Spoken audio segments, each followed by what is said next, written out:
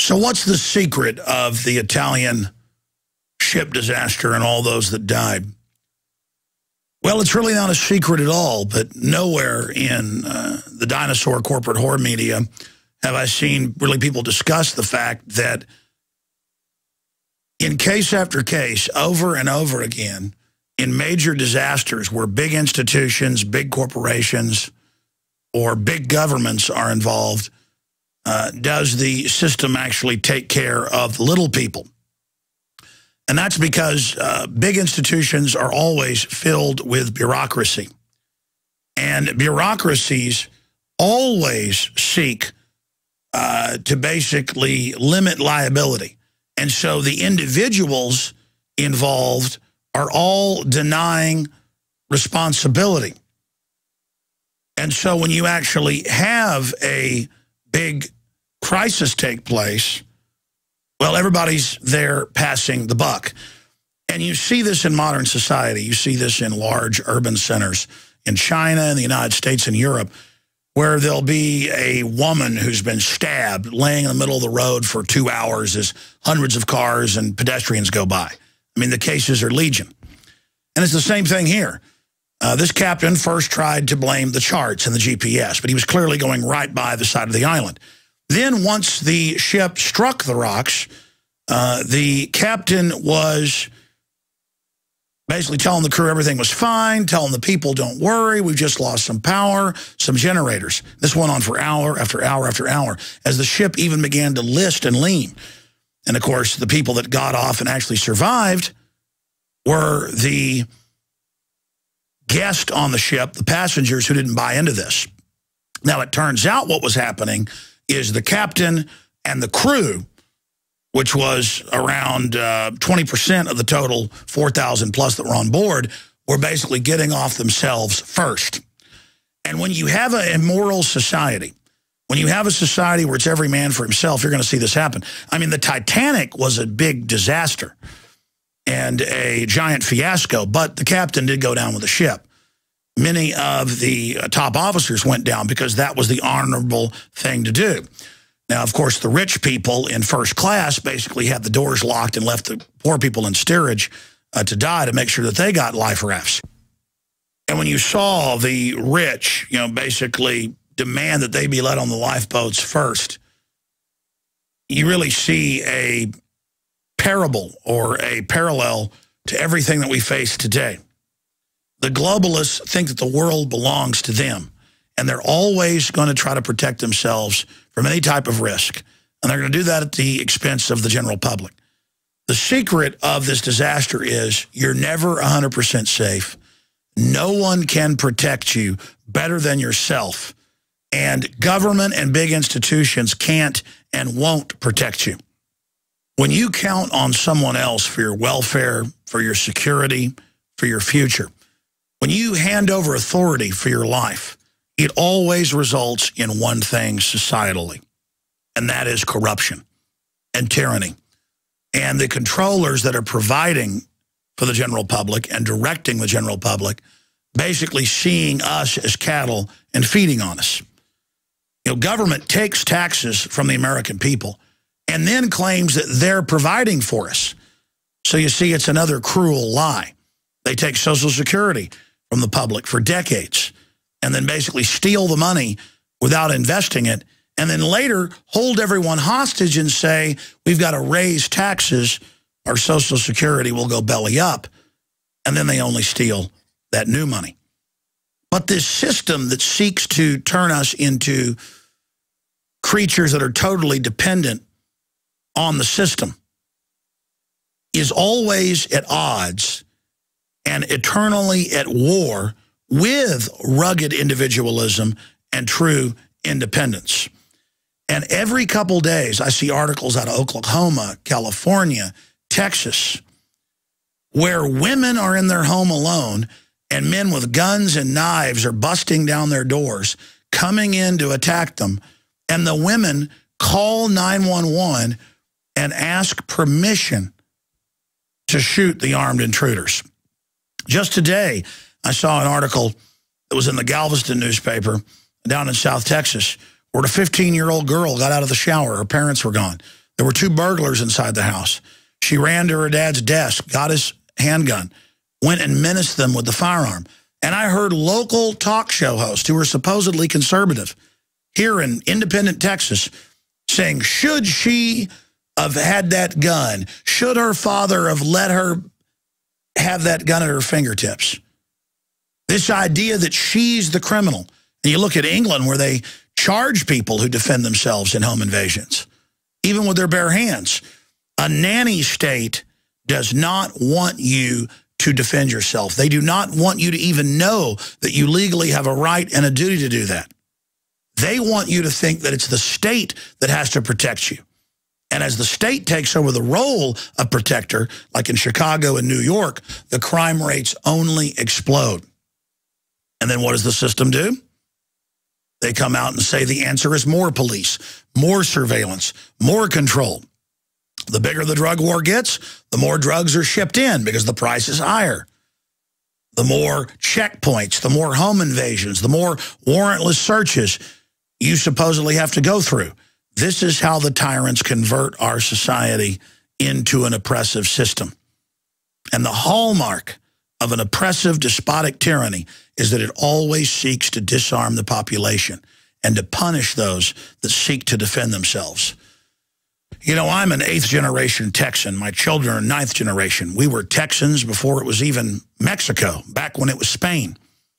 And growing up as a very young age, I was taught to use firearms. And I was taught to use a firearm if anybody ever tried to assault me. And it's so alien to someone like myself that was brought up with basic freedom to see domesticated populations on the news and calling into talk radio saying that the young girl should have just begged the robbers to not rape her instead of actually chasing them out of the house. It just shows how those of us that love freedom truly are from a completely different dimension from those that love servitude and the nanny state. Now, I've got a few examples of this here. Oklahoma teen mom asks 9/11 for permission, fatally shoots intruder on New Year's Eve. And here's the 15-year-old girl is safe after police say she turned a gun on 2 men who broke into her home, according to the Galveston Daily News. But let me show you what the nanny state is doing in the U.S., England, and Canada. Here is an unbelievable article. Homeowner fined $5,200 for growing cucumbers, plans lawsuit. That's right, I saw one of the city council members in Tulsa, Oklahoma a few years ago come out and say, we need inspections of backyard gardens because you might be growing marijuana. The idea that growing things on your own property, that you're guilty until proven innocent, that there's a pre-crime there. But reading this article, they fly over in Canada, the U.S., and England with helicopters. And if they see a heat residence, they use that without a warrant in many cases to break into your house. In England, in one case, it was a guinea pig heater. My son has a lizard and has a little heat lamp, and I'm told that'll get you a good SWAT team raid. But it gets worse. All over the Western world, police analyze your power consumption.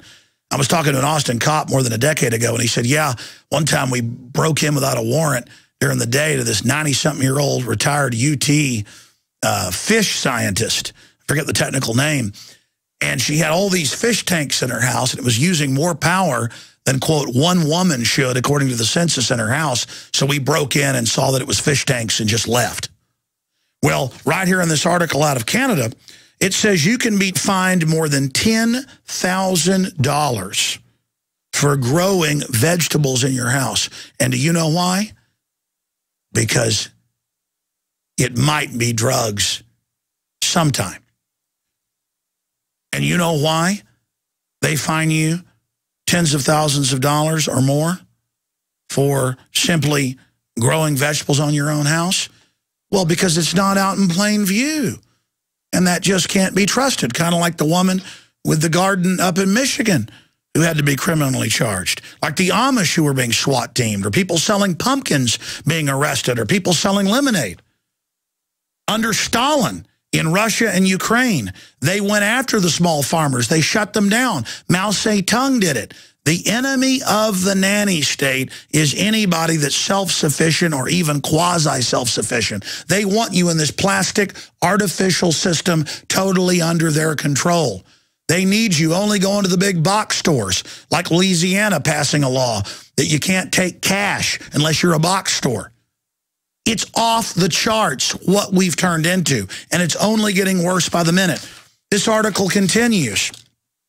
What's worse, inspectors don't even have to find any marijuana.